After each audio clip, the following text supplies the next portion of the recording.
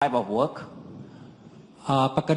jenis pekerjaan utama saya is to perform post-mortem examination adalah melakukan pemeriksaan post-mortem atau pemeriksaan pasca kematian, and I've performed dan saya sudah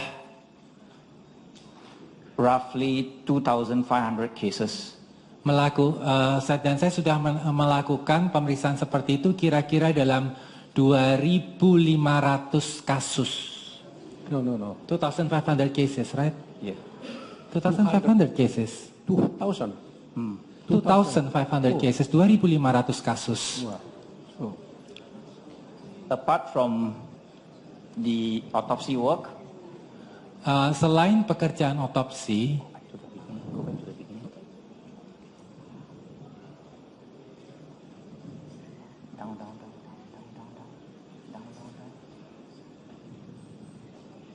down.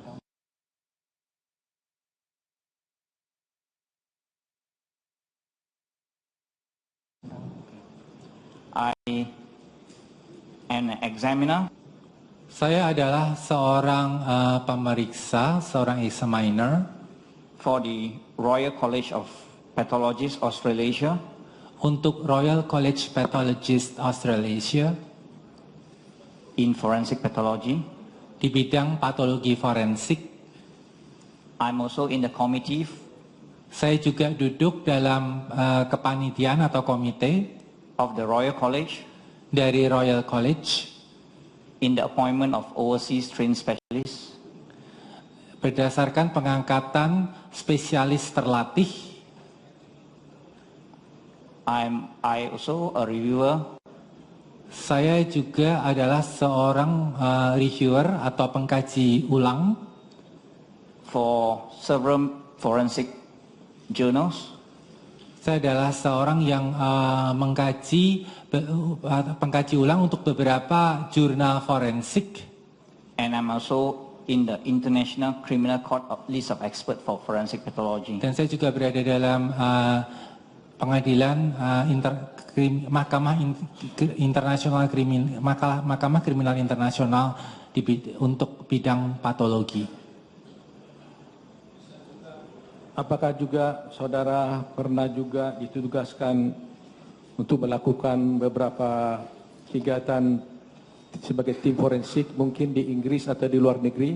Have you ever been assigned to work as part of a forensic team in the UK or overseas? I've been to at least two. Sekurang-kurangnya 2 kali. One is to Kosovo, Yang pertama ke Kosovo, and the second is in Bali, Indonesia. dan yang kedua di Bali. Saya ditugaskan ke Bali, Indonesia. Kalau di Kosovo itu untuk apa itu? Untuk melakukan kegiatan apa di Kosovo? Why did you go to Kosovo? What for? Is after the civil war, Setelah perang saudara, they were exhuming bodies that have been tortured, dilakukan pemeriksaan terhadap jenazah atau mayat yang mengalami penyiksaan. and I was a pathologist under the British forensic team. Dan saat itu saya bertugas sebagai seorang patologis di bawah tim forensik Inggris. Kalau yang di Bali, siapa yang menugaskan saudara ke Bali? What about your assignment in Bali? I was. Who assigned you to go to Bali? It was through the Australian Federal Police Melalui Kepolisian Federal Australia because of the bombing disaster in Bali. karena bom Bali. Oh, jadi saudara melakukan pemeriksaan apa di Bali? What examination did you perform in Bali? I performed post-mortem examinations on the victims.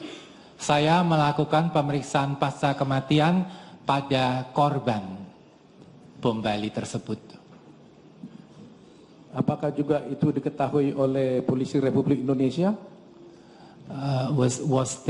Did you do that in the knowledge of the National Police of Indonesia, Indonesian National Police? Yes, and I think that I was given a certificate of appreciation. Ya, Dan saya juga bahkan diberi sertifikat penghargaan. Oleh siapa? By whom? Indonesian police. Oleh Kepolisian Republik Indonesia. Atas apa itu? For what? For assisting in the Bali bombing disaster. Untuk bantuan yang diberikan dalam pemeriksaan bom Bali. Bisa saudara tunjukkan salah satu sertifikatnya? Could you show us the token of Kepada Yang appreciation Mulia, pada Lord. that you get from the Indonesian Police? Yes. Indonesian National Police.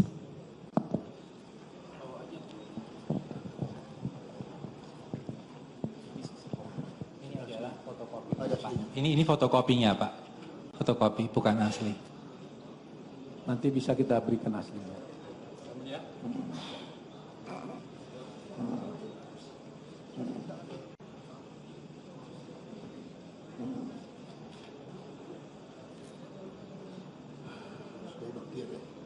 Yeah, Day Bahtiar, the head of the Indonesian National Police at that time. Must be. Yeah, yeah.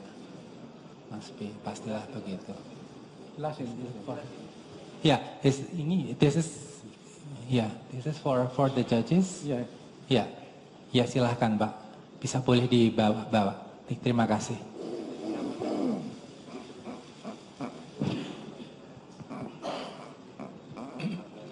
apakah juga selain bertugas ke Kosovo dan Bali, apakah juga saudara pernah sebagai relawan patologi forensik di negara lain antara lain di Samoa, Brunei, Singapura, dan Australia? Apart from being assigned to Kosovo and Bali, have you also been assigned to other countries such as Samoa, Brunei, and Australia? I've been an expert forensic witness Saya pernah menjadi saksi ahli forensik in Malaysia, di Malaysia, Singapore, Singapura, Brunei, and Australia. Brunei, dan Australia. I've worked as a forensic pathologist Saya bekerja sebagai seorang ahli patologi forensik in Samoa, di Samoa, apart from Australia. selain bekerja di Australia. Saya tidak membacakan semua karena terlalu banyak sekali ini. I'm Saudara, not going to read all of saya hanya all your CVs because there are so many. Saya hanya menanyakan terakhir saja mengenai soal apakah ada publish mengenai suatu artikel atau buku atau apa saja yang saudara tulis. But I would like to ask you, have you ever written articles for publications or for journals? I have published about 19. Ya, saya pernah menerbitkan sekitar 19 artikel atau tulisan on pathology di bidang patologi in various medical journals. di berbagai jurnal medis. I have also Saya juga have published telah menerbitkan 3 chapters 3 bab of forensic pathology subjects di bidang atau di bidang patologi forensik in international textbooks. di textbook internasional. Baik, saya kira kami tidak lanjutkan lagi mengenai soal CV. Cukup, nanti ini akan kami serahkan kepada Yang Mulia. Well, I think my questions concerning your qualifications, as stated in your CV, is enough. So I'll give your CV to the honorable judges. Baik, saudara ahli,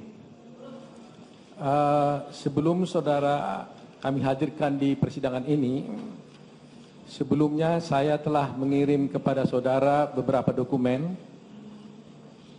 Well, before Mr. Expert Witness, before you came here, I have earlier sent you several documents. Yes. Dan dokumen itu telah kami terjemahkan dalam bahasa Inggris dengan penterjemah yang disumpah. And we have also translated the documents into English. The documents. We have also translated the documents, and by sworn translator. Yes, that's correct. Ya, itu betul. Sehingga kami yakini dan percaya bahwa apa yang kami serahkan pada saudara itu sesuai dengan aslinya dalam bahasa Indonesia. So I'm sure and I'm confident that the documents that I have submitted to you, I mean the translations, are in line with or accord with the Indonesian originals. Yes. Oleh karena itu, pertama-tama agar bisa kita teruskan persidangan ini, saya akan mengklarifikasi dulu bukti-bukti tersebut. Pertama, pernah saya kirimkan kepada saudara adalah surat dari Kepolisian Republik Indonesia yang ditujukan kepada Rumah Sakit Waluyo. So to proceed further, I would like to. Saya transfer, kita buat juga di transkrip di sini. I would like to confirm. I would like you to confirm that I have sent to you a letter from the police of Jakarta, from Jakarta province, from the Jakarta Central Jakarta Police to Abdi Waluyo Hospital. Itu tertanggal 6 Januari 2016. Dated January the 6th, 2016. Nomornya B53-2016-2016 TA. Number B/53/I/2016/Sectro TA. Kedua, kami kirim juga pada saudara surat balasan daripada Rumah Sakit Waluyo. And I have also sent to you a reply from the Abdi Waluyo Hospital, yaitu nomor number 004 04 dir garis miring SAM ya, SAM garis miring 1 Romawi 2016. /DIR/RSAW/I/2016. Kemudian di dalam surat ini, saya jelaskan dulu. Surat yang pertama tadi adalah surat yang pertama yang dari polisi. Let me explain that the first letter, surat yang dari polisi first letter from the police adalah surat yang ditujukan kepada Rumah Sakit Waluyo yang meminta tentang rekam medis daripada korban Mirna. It's a letter addressed to the Abdi Waluyo Hospital requiring for the medical records of the victim Mirna. Kemudian jawaban dari Rumah Sakit Waluyo, and then the reply letter from the Abdi Waluyo Hospital adalah menerangkan tentang kematian daripada dalamnya juga disebutkan bahwa, and it also mentions, di dalam surat tersebut ada dua kontainer. it is mentioned in the letter that there are 2 containers. Ada 2 kontainer, ya ini, yang berisi 10 cc, yaitu ya. 2 containers containing 10 cc respectively. Yaitu adalah gastric fluid, yaitu artinya adalah cairan lambung yang diambil dari korban, containing dari korban Mirna, 2 kontainer. Dan kemudian hal itu diserahkan kepada keluarga Espolo untuk di-follow up, untuk ditindaklanjuti. So there are samples in 2 containers. Samples are 2 containers containing 10 cc of aspirate, respectively. And these are delivered to the family of the victim. Kemudian di dalam surat tersebut disebutkan juga, the letter also mentions, bahwa kemudian korban Mirna telah dibawa untuk dibawa ke rumah duka. That the victim, Mirna, had been brought to the house of mourning. Selanjutnya kami juga telah menyerahkan kepada saudara surat penyitaan yang dibuat oleh polisi. And I have also sent you a letter of confiscation from the police Terhadap satu pipet berisi cairan yang disita tadi dari Dermawan Salihin, of a vial containing liquid, yaitu 70 kalau jam coba lihat jamnya atas ya, or aspirate taken from the victim's body yaitu adalah jam 19.40. at 19:40 Jadi artinya kalau kita sebutkan hours. kalau kita sebutkan kematiannya adalah 18.30, maka itu adalah 70 menit setelah meninggalnya korban Mirna telah diambil cairan dari lambung tersebut. So the aspirate was taken about 70 minutes after the death of the victim. Ya, 70 menit kalau kita hitung dari 70 18.30. minutes if we calculated from the time of death of the victim. Dan kemudian itu telah disita oleh polisi. And that has been confiscated by the police Pada jam, lihat jamnya. Terus,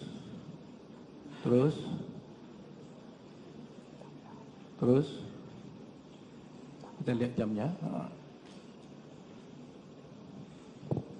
Atau mungkin di bawahnya.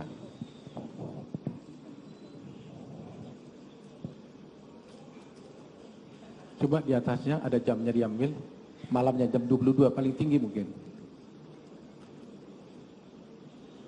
Paling atas. Ya ini. On this day, Wednesday, tanggal 6 juga malam yang sama. Pada jam 23 WIB. at 23 WIB. at 11 p.m. Jadi lebih kurang hanya berapa jam kemudian telah disita oleh polisi. So several hours later, that has been confiscated by the police. Kemudian setelah ini kami juga telah menyerahkan pada saudara. And after this, we have also sent to you, Yaitu adalah surat laporan, berita acara laporan dari Laboratorium Paspori.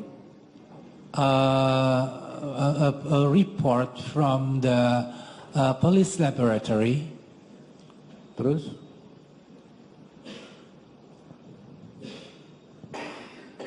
ya, ini di mana di dalam, coba nomornya dulu, nomornya biar dicatat. Please show the number of the letter. Nomornya adalah nomor lab 086 A _KTP _2016. So number LAB and then 086.A/KTF/2016. Tanggal 21 Januari Dated January the 21st, 2016. 2016.